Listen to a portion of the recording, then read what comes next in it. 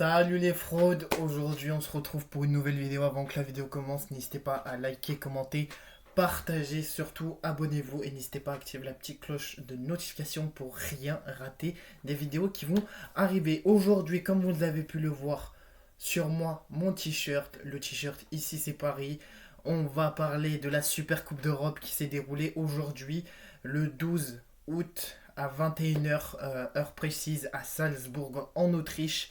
Le Paris Saint-Germain recevait en Autriche, bien sûr, Aston Villa qui a remporté la Ligue Europa, pardon, excusez-moi, qui a remporté la Ligue Europa. Vous pouvez voir les émotions dans ma voix aussi, car on a réalisé le back-to-back, c'est le titre de la vidéo. Le Paris Saint-Germain devient aujourd'hui la troisième équipe derrière le Real Madrid et le FC Barcelone, les trois seules équipes à réaliser le back-to-back.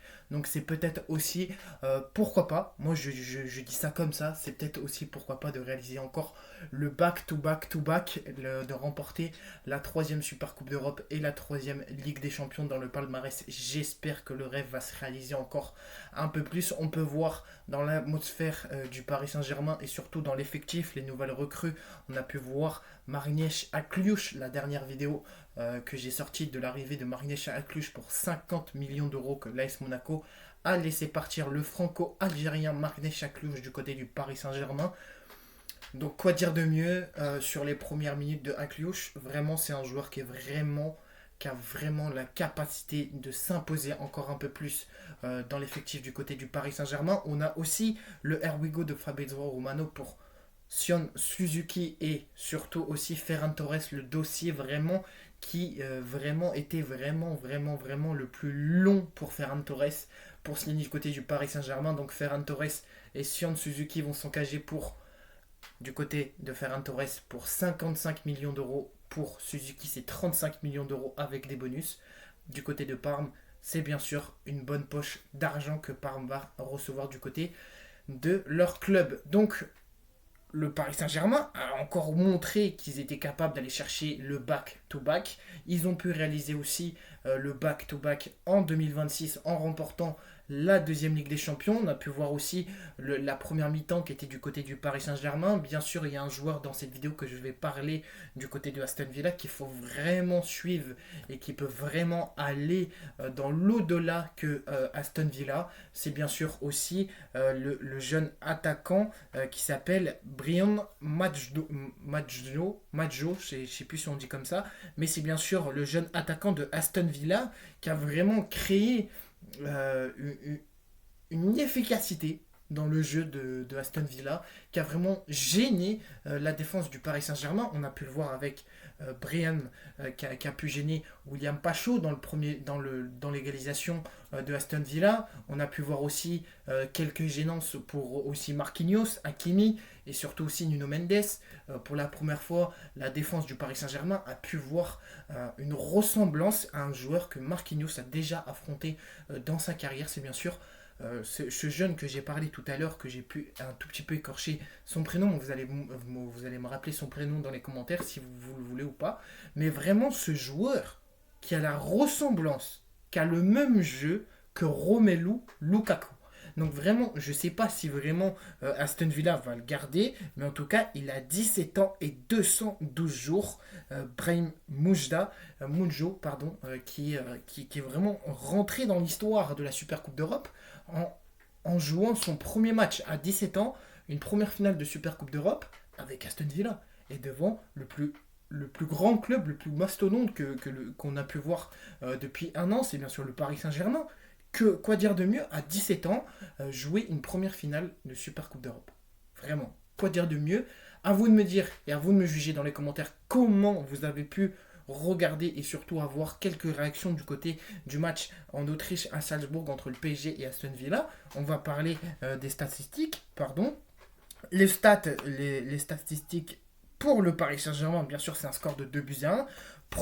Possession de balles, c'est bien sûr 61 possessions de balles pour 39 possessions de balles pour Aston Villa et 61 pour le Paris Saint-Germain.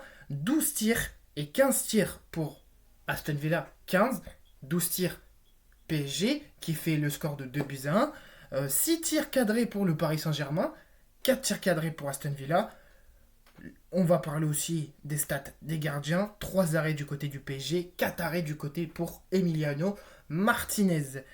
Passes réussies, 525 passes réussies, 289 passes réussies pour Aston Villa. Passes tentées, 588 passes tentées pour le Paris Saint-Germain, 368 passes tentées pour Aston Villa. Pression des passes, 89 possessions de passes, 79 pression des passes pour Aston Villa, 89 pression des passes pour le Paris Saint-Germain. On peut voir déjà pression des passes, le PSG avec le nouveau entraîneur depuis quelques mois et quelques années. J'en ai sorti une vidéo que j'avais des doutes sur Luis Enrique quand j'ai fait la review de la finale PSG Arsenal. Vous pouvez aller la voir, elle est sortie il y a quelques mois. Tacle réussi, c'est bien sûr 17 tacles réussis pour le Paris Saint-Germain, 10 pour Aston Villa, tacle tenté 23 et du coup 18 pour Aston Villa et 23 pour le Paris Saint-Germain. Tir contré, un tir contré pour le Paris Saint-Germain, 3 tirs contrés pour Aston Villa, 28 dégagements du côté du Paris Saint-Germain, 13 tirs dégagement pour Aston Villa. Les chiffres des possessions de tirs sont également remportés par les données des matchs disponibles après la rencontre. Vous pouvez aussi voir en intégralité surtout les reviews de chaque journaliste qui vont dire leur ressenti pour le Paris Saint-Germain. Le but de Gvicha Kvaratskhelia, Doué récupère et intercepte la balle puis sert Gvicha Kvaratskhelia pour conduire d'une frappe puissante pour le premier but en seulement 12 secondes après un premier arrêt pour Bizot sur une tentative de Désiré Doué. À la mi-temps, le jeune de 17 ans que j'ai parlé tout à l'heure, Brio Madjo, qui est le jeune attaquant d'Aston Villa, reprend un contre de Johan McNean. Excusez-moi pour écorcher les joueurs anglais d'Aston Villa, excusez-moi. Le joueur Juan, qui est bien sûr dans le contre pour égaliser avant la pause, à 17 ans et 212 jours, l'attaquant de Aston Villa devient le plus jeune buteur de l'histoire de la Supercoupe d'Europe. À la 61e minute, pour ravancer bien sûr le Paris Saint-Germain, Désiré Doué inscrit le but de la victoire d'une frappe du gauche. Le but avait d'abord été refusé pour un hors-jeu, mais la VAR intervient et confirme finalement que Matikash couvre Désiré Doué. Les stats individuels, Désiré Doué, un but, une passe D, homme clé de la rencontre. Il devient le premier joueur depuis Luis Suarez en 2015 marquer et faire une passe décisive dans la rencontre. Brahim Madjo qui fait un but, 6 tirs, meilleur talent du match. Surtout 4 grosses occasions, 0,98 XG. Un seul de ces tirs cadrés, celui qui termine au fond des filets, 17 ans et 212 jours, le plus jeune joueur de l'histoire de la Supercoupe de la UEFA.